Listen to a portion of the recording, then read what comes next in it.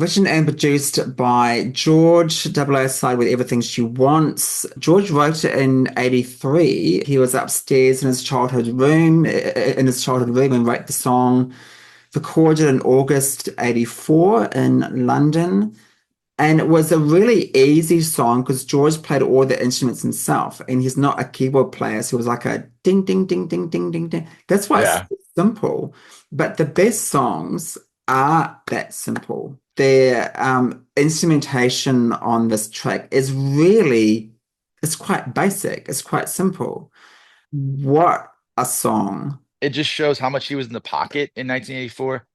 The fact that he could have this idea come to him in the summer and kind of go and record it, knowing that, it's going to come out 3 months later in November, and be, and he knew it. He knew it was going to be a number one. Now he didn't know about Band-Aid coming out at the time, but he knew it. He realized this is a number one song, and years later it wound up being a number one song.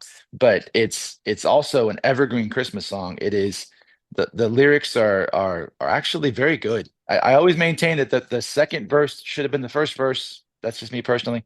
It's a great lyric. You take the bells out of it, it's not really a Christmas song. You know what I mean? But it's a great song. It's amazing. It's just he had a gift, and he knew, like he said, he knew how to write these songs that would just jump out of the radio. And if he wanted to write a Christmas song, there it is. A summer song, there it is. A pop banger, there it is. A ballad, I mean, it's iconic stuff. My fiance Sean bought me a CD for Christmas when we were living in New Zealand a few years ago.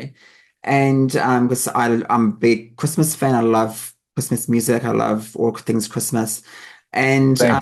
I played this compilation CD from New Zealand, and there was Wham's Last Christmas, and I was playing. I thought, this is weird. This isn't the version I know. Hmm. And the version on this CD, just from a few years ago, was the original version, Yeah. which was not released. Like the version we all know is Last Christmas, everyone knows, but this is the original version. It's got some differences in the track. So I've spliced it Yeah. together. Here is the original version and the differences from the original version to the version we know.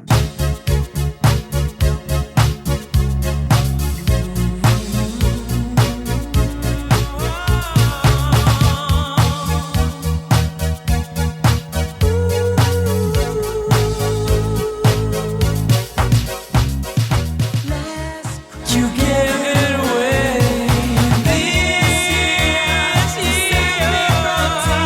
I'll give it to someone special. A man undercover puts a door in the fire. Maybe next That year. is the original version, the differences of Last Christmas from a compilation CD I got in New Zealand back in the day, a few years ago. Really cool to hear those slight differences in the song. And again, the pudding mix has extra vocals, extra music. Let's play a bit of the pudding mix. Who'll give me something in return? I'll give it to someone. Hold my heart and watch it burn. I thought you were here to stay. I can love me for a day. I thought you were someone special.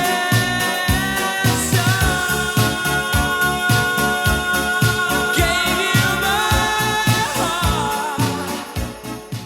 Love that version, 12-inch version of the pudding mix from Last Christmas. Like with Everything She Wants, this has extras in the end. Yeah. I've always wondered why they called it pudding. I never understood that. But it's funny you mentioned the New Zealand version, and it's funny how these things, you can see them in their infancy and how they become, from one thing to go to the next. And then they become something else. And I always wonder, how does that other version find its way out into the ether? How did New Zealand get that to release it? Did it come from somebody in the studio? Did it come You from know what? somebody at the label? What I think's happened is some kid at the label said, "Oh, this is Wham's Last Christmas. So just check it on this compilation." Wrong version. Yeah. And sometimes it's just a simple thing like that. you hear stories like that if you listen to enough, interviews and books and things like that. You hear stories about, someone put the wrong version out, and all of a sudden it becomes a hit, and it just kind of one of those things that takes off. So there's always a cool story behind that somewhere. So Last Christmas went to number one in the UK finally in 2020 and again in Mhm. 2022. Just last year, it finally got the infamous Christmas number one in the UK. It's only got as high as number four in the US. So do you think Last Christmas would get to number one this year or soon? No, not in the US. That we don't. The people in Really? the US don't. The people in the US don't really get behind that Christmas number one thing like people in the UK do. No, but It's possible. do you think though it will get to number one eventually over the Christmas season? It's possible. It's possible, but the US doesn't quite have the same reverence for that song. I mean, it's close. I mean, there's really in the pecking order of let's call it new Christmas songs. I say new, it's obviously 1984, but in the pecking order of new Christmas songs in America, it's really Mariah Carey and then kind of Wham. If you're not talking about the classics Christmas. But so Mariah Carey is always the thing that people talk about at Christmas time, but it has a chance. I think that people do love it. I personally love. I think that people get mad about it, but I love the Whamageddon phenomenon, where you try Mm, to go as long as you possibly can without hearing Last Christmas until yeah. you finally hear it. I play it all the damn time, so I'll lose that game every time. But I think it's cool because it's just one more thing that just adds to the Wham sort of story, and it's not, no one's really trying to avoid the song. They're doing it in good fun. And so I love that stuff. I think that if you look at sort of, so call it, new Christmas songs. If you look at the Christmas playlist that you play, 95% of that stuff is from before the 60s, you know, and there's really only two, three, four, maybe five songs from the year I was born forward that really are becoming part of your Christmas staples. The fact that for 2 months out of the year, every single year, this is one of them, that's like the best thing ever. And remember, all the proceeds went to charity. So every dollar that And Wham still made off of does, I that think. back in the day, and still does. And think about every year there's 17 new cover versions of that song, and all those proceeds go to charity based on the publishing. So that's the true value of this song and the true like legacy of this song is it's still benefiting people 40 years later who have no concept of where it came from or where or who wrote it or what it means to them. So that's the amazing part about that song for sure. And 40 years ago, I mean, 10 million copies sold worldwide. This is physical sales back in the day. Yeah. 1.5 billion streams on Spotify. Just incredible. Every year, I think it's between her and Mariah in the UK especially, but every year it just keeps going and going and going and going. And again, it benefits people for yeah, every year. More covers, more streams, more copies sold. It benefits folks all over the world every single year. That is the true legacy of George Michael right there. So I think that's amazing. You've got the 40th anniversary coming up of Last Christmas. Do you think Yeah. things will ramp up the next few weeks for Last Christmas? Yeah, I think there's definitely going to be a 40th anniversary push for Last Christmas. They went so hard on the Careless Whisper 40th anniversary that I think that they may just be waiting for later for a true Last Christmas, retrospective. They've sort of milked the catalog a lot. I mean, there's been the Faith reissues, and there's been the Faith remixes, and there's been the Listen Without Prejudice ones, and there's been, yep, there it is. There's the Wham box set, Music from the Edge of Heaven.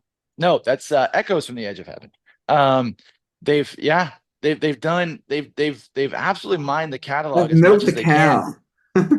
Yeah, I don't know. I don't know what's left. I mean, at some point you can only mine the catalog so much. I mean, they did Older a couple years ago, and they did I guess they could do the Patience album, but there's only so much more to pull out of the archives and reissue. So Well, I guess we'll see. this is my CD copy. Obviously, I got rid of my vinyl back in the day, which I regret because I had the vinyl of this album. This is my CD version, but they really could release this remastered on CD with a bonus disc of remixes and some other extra goodies, Yeah. perhaps. But they really could do Yeah. that this year, I think.